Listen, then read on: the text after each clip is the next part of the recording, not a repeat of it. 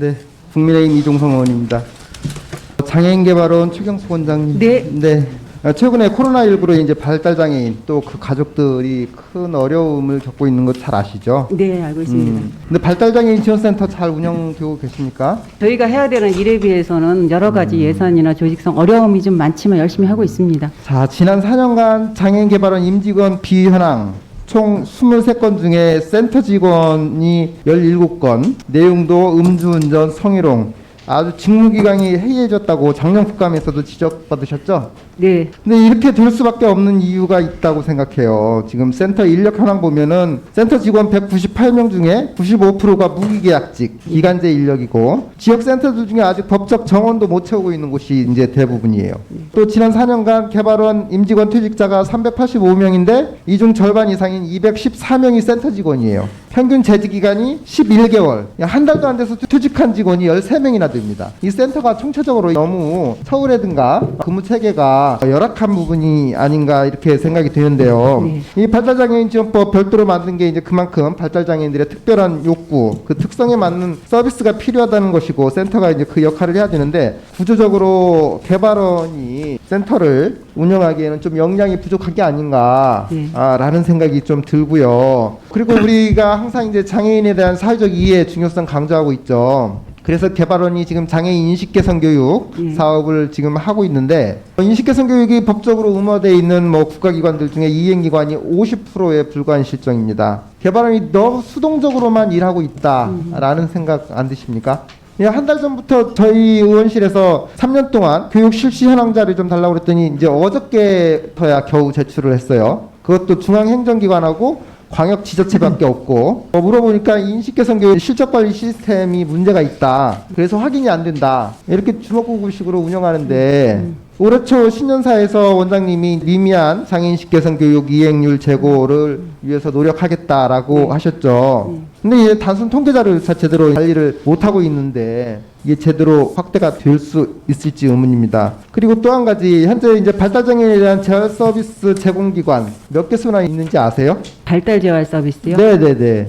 이게 지금 재활 서비스 사업이 이제 올해 국고 예산이 890억, 내년에 950억, 여기에 이제 지방비까지 더해지면 한 1,500억, 1,600억짜리 굉장히 큰 사업인데, 중요한 사업인데, 반면에 서비스 질 관리는 전혀 안 되고 있어요. 전국에 지금 서비스 제공기관이 2,294개소, 그리고 서비스 제공 인력이 5,500명이나 됩니다. 이 발달장애인 재활 서비스가 무엇보다 전문성도 요구되고 품질 평가 제도나 품질 향상을 위한 보수 교육 이런 것들이 필요한데 이런 체계가 전혀 하나도 지금 안 돼 있다라는 사실이죠. 쉽게 말씀드리면은 이 서비스 기관에 가면은 발달장애인들한테 장난감 하나 던져주고 1시간 동안 혼자 놀아라 해도 아무도 모르는 거예요. 뭐를 하고 왔는지. 그 장애인이 뭐가 발전이 됐는지에 대해서 평가가 안 되니까. 그래서 지금 복지부에서 서비스 제공 인력 자격 인증 업무 위탁받아서 수행하고 계시죠. 네, 자격 인증 업무 하고 있습니다. 그런데 이 민간 자격증 소지자에 대해서 전환 교육 실시해서 서비스 제공 인력으로 이제 지정하는 사업인데 민간 자격증이 39,000여 개.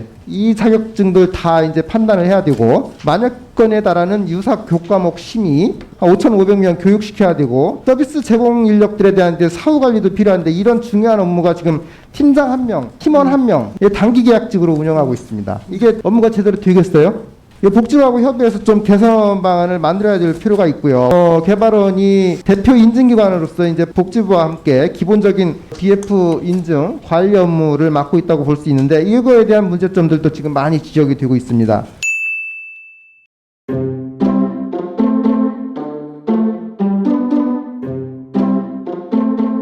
BF 인증 취득 비율이 지금 34% 정도밖에 안 돼요. 법적으로 이제 의무화되어 있는데도 저는 10개 중에 한 6개, 7개 인증을 안 받고 있다는 말이죠. 인증을 안 받아도 제재 조항도 없고 물론 뭐 내년 12월부터나 이제 과태료 200만 원 부과한다고 지금 돼 있는데 이게 실효성이 있을지 의문입니다. 이 과태료 200만 원이면은 인증 수수료 값도 안 돼요. 그리고 지자체가 지자체 스스로한테 과태료 부과한다는데 이게 되겠어요? 이게 더 큰 문제는 인증 기준이 명확하지 않다는 부분입니다.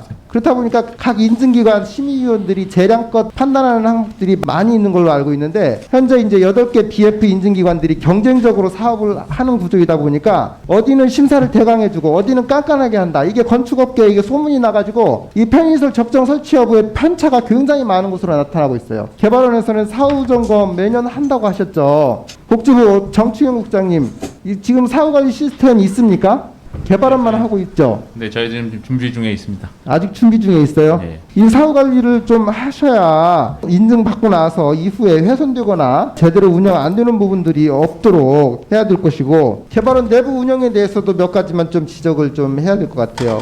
국민권익위에서 시행한 기관 청렴도 평가에서 2018년도, 19년도 내부 청렴도 5등급으로 취하위 받으셨죠. 인력 구조에도 지금 문제가 좀 있다고 보여지는데 현재 직원 416명 중에 정규직이 69명, 20%도 안 됩니다. 나머지는 무기계약직, 기간제, 이런 조직 구조가 가능한가요? 거기에다가 또 최근에 무리하게 직원 해고해가지고 지방노동위원회에서 부당하다고 판정났는데 조치 안 해가지고 이행강제금 825만 원, 체불임금 2,600만 원 지급하셨죠. 공공자금으로 3,500여만 원이나 이제 손해를 끼쳤는데 이 해임 결정하고 처분 내린 사람에 대해서 누가 책임을 지셨나요? 그건 자체 예산으로 소부했습니다. 자체 예산으로 했으면 아무도 책임 안 져요? 이 사실관계 제대로 확인해가지고 합당한 조치 또 재발되지 않도록 적극적인 좀 개선 노력이 필요하다고 생각되는데. 네, 제가 의원님 지적해 주신 사안에 대해서 겸허히 받아들이고 이제 각각해서 답변을 드리겠습니다. 먼저 이제 지역발달장애인 센터에서 일어난 여러 가지 비행이나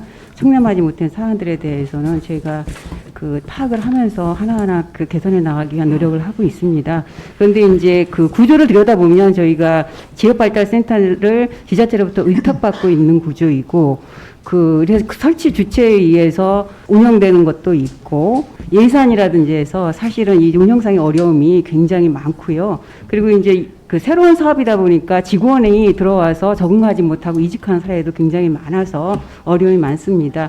그리고 인식개선 사업 같은 경우엔 실적관리 시스템의 문제로 자료 제출이 늦었다는 것은 대단히 죄송하게 생각을 합니다. 그 인식개선 사업의 이행률이 그래도 아직은 저도 부족하다고 생각하지만 2007년도 이후에 꾸준히 그 이행률이 높아가고 있기 때문에 더 높일 수 있는 방안들을 다각도로 모색해서 노력을 하겠습니다.